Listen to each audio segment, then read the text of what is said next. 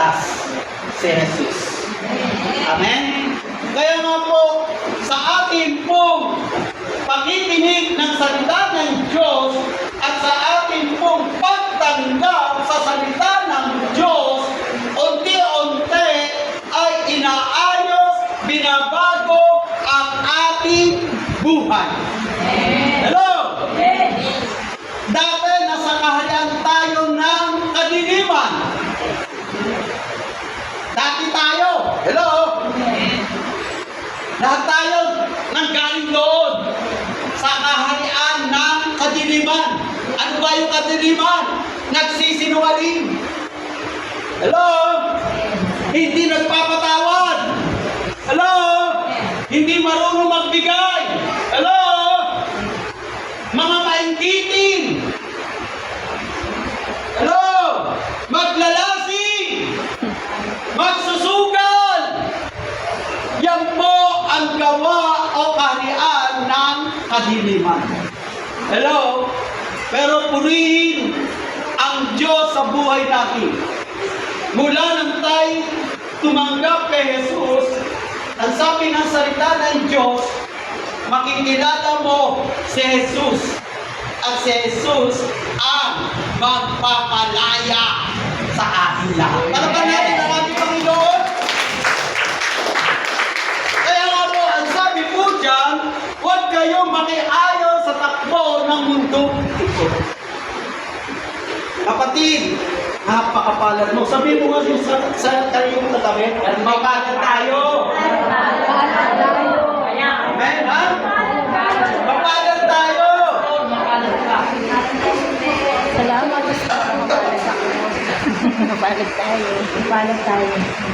Dati nga po, tayo po ay nasa kaharian ng kadiliman. Dati yun. Pero mula nung tumanggap tayo kay Jesus, inilipat niya po tayo sa kaharian ng kaliwanagan. O tingnan mo nga yung katabi mo, nagliliwanag na ba? Hallelujah! Amen? Si Jesus ang ilaw ng sanglibutan. Amen? Ang lumalapit sa ilaw ay maliliwanagan. Ano? Hindi na lalakad sa kadiliman. Palaban natin ang ating Panginoon. Hello? Yan po ang salita ng Diyos. Yan po ang katotohanan. Sino rito ang lumapit sa ilaw kay Jesus? Ang sabi po ng salita ng Diyos, si Jesus ang ilaw ng sanlibutan. At lumalapit sa ilaw ay liliwanagan ang kanyang buhay. Yung dati ang pag-iisip mo'y madilim. Pero nung ikaw ay tumanggap sa ilaw kay Jesus, ang isip mo ay luluwanag. Hello! Palaban natin ang ating Panginoon. Kaya nga po, totoo, si Jesus ay ilaw. Mababasa po natin sa John 8:12. Amen? Pakatigas mo nga na. John 8:12. Jesus sa mga tao, sinabi niya, ako ang ilaw ng sanlibutan.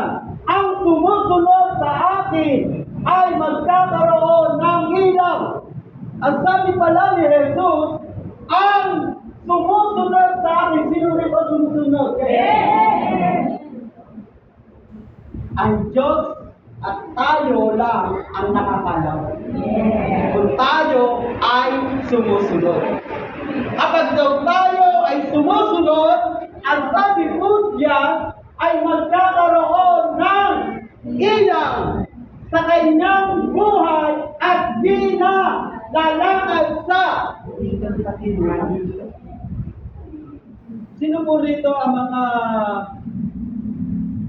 matagal na mananampalataya ni Kristo? Meron bang matagal na rito? Ay, si nanay. Meron ba? Ilan taon na po kayo, nanay? 77, ilang taon na kayong mananampalataya ni Kristo?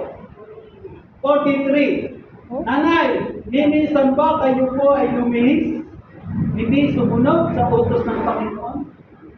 Tingnan ninyo, 77. Batang-bata dahil sa ilaw na nagbibigay buhay. Amen? Kaya po mga anak ng Diyos, hanggat tayo bata pa, sumunod tayo sa ilaw ng Jesus para magkaroon ang ilaw ang ating buhay.